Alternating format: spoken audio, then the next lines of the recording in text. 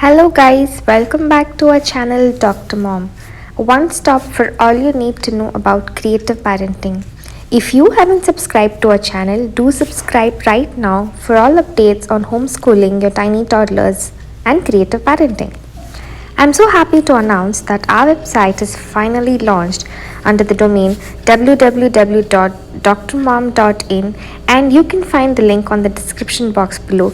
Do subscribe to the blog post to stay updated. Also, if you browse through our blog, you will find a free printable section wherein I am frequently updating planners and curriculum. Right now, we are based on a homeschooling curriculum for 2.5 to 3-year-old kids with a monthly update. So you can just go to the website and download the planners for free, guys. Also, one more note guys, before starting this video, I have updated my Amazon storefront. I am putting the link of the storefront in the description box below. You can click onto the link and this is how it will navigate through. I'm sharing it through the screen recording here. You can check my store for different items like toys, puzzles, books, and any kind of resource materials for your tiny toddlers. You can make purchases here and I will be getting benefited out of it. So guys, please consider and have a look at this. Okay, thank you. So coming back to today's video, it is going to concentrate about pre-writing skills. If you haven't watched the previous video on the pre-writing skill activities that you can try from the comforts of your home, do watch right now. The links are above. And after watching the video, you can jump back to today's video. In today's video, I'm just discussing some of the activities that can improve the pre-writing skills of your tiny toddlers. These are the activities that have been found useful for us at our homes. Creating lacing activities using play doh and clay kind of sensory play materials using scissors and tongs, and trying to help the child to scribble over slates or papers that is in a vertical surface. I am sharing few snippets of the activities that we have done. In this particular activity, you can see that Ahyan is trying to pluck out leaves. So this is like helping in the pincer grasp for him to just hold on to the leaflets and pluck it out, and then he's trying to insert it into the tiny holes that we have punched in a circle shaped cardboard. So it is both involving his skills. And another activity that I said is using clay. In this particular photo, you can see Ahyan playing with kinetic sand. So this is very nice activity in that he's trying to roll it, bead it, and knead it and things like that.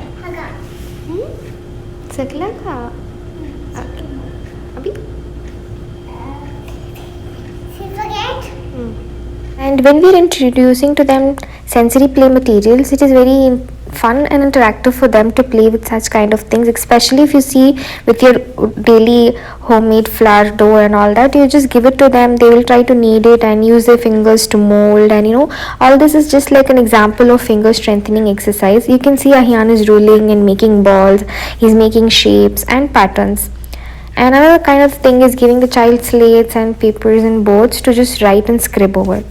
So some of the things that we are doing at home are like finger strengthening exercises, like I said previously, and making them practice writing particular shapes and using of finger puppets, games like that, and our very famous building blocks. In this particular activity, you can see Mizan is trying to use popsicle sticks and insert it in tiny holes that I have made in some boxes.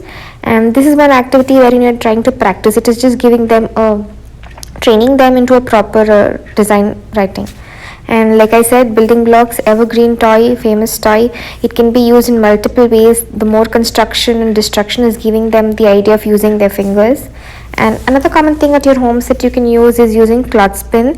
This is also very nice because it is helping them to open and close the lid pins, and it is like focusing so much on their tiny fingers strength. Another household ingredient that you can use for play is lemon. कैसे squeeze करें?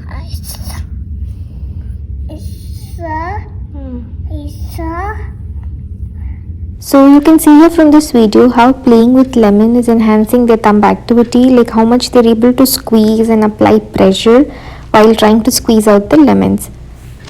Another thing that you can try from your homes is introducing the child safe knife for them to try to cut through the fruits, some easy fruits like kiwis and strawberries. And another kind of play that we use to get them involved is using ladles and scooping out the alphabets from a watery plate to another container.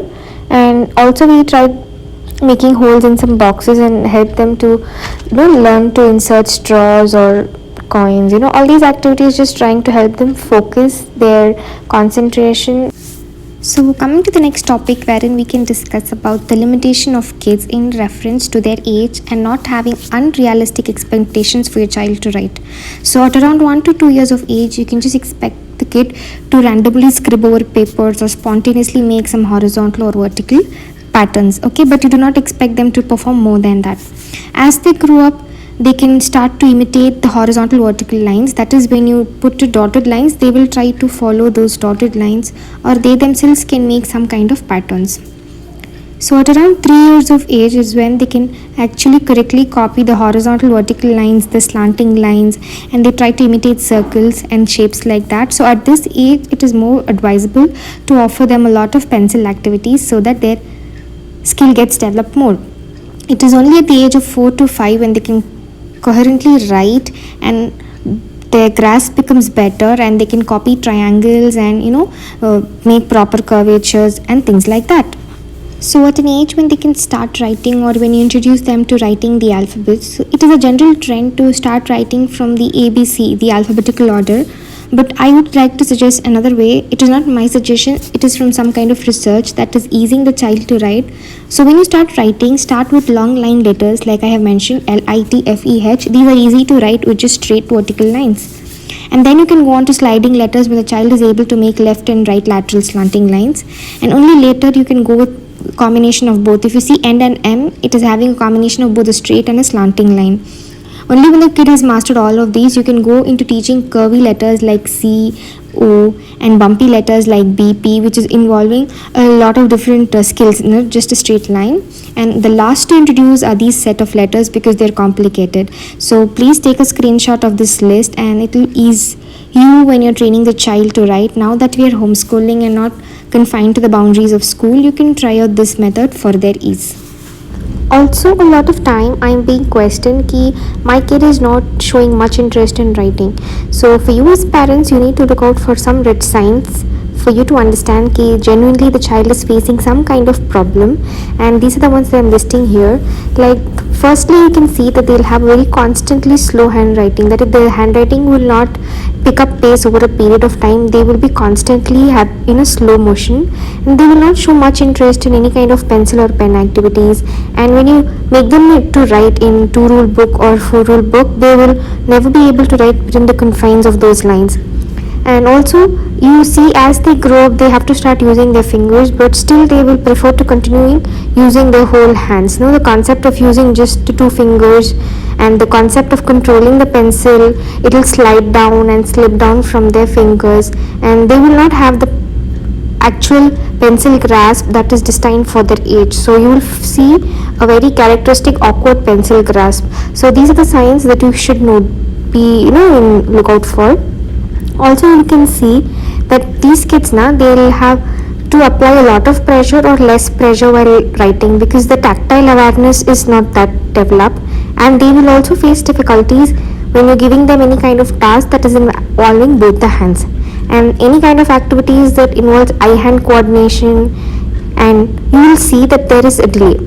Also, these kids will perform very well verbally, but when it comes to writing down in paper, their quality drops down. So finally, I would like to end the video with for you to understand the development of grasp at various age levels. So firstly, you can see at around 10 months of age, the child is able to hold through the fingers, that is called the pincer grasp. They are able to hold on the tiny Cheeto rings and small finger foods and that like that. And only at 12 to 15 months of age, they will start using their whole hands, that is called palmar supinate grasp, and later they can start using the digits, the digital pronate grasp at 2 to 3 years old, and quadruped and static and dynamic tripod grasp that is developing around 4 to 5 years of age. So this is the grasp that is going to last for them lifelong. So this is a complete overview of the evolution of grasp that you need to know and look out those ages for your kids. So I hope this video is useful, guys. If you have any discussion or any comments, leave it down in the comment section below. And don't forget to share this video among your friends who you think will find it beneficial. Do like the videos, it motivates me to come up with more such videos, guys. And please have a look at the website and get in touch with me. I'm awaiting your feedback. Thank you, guys. Have a good day.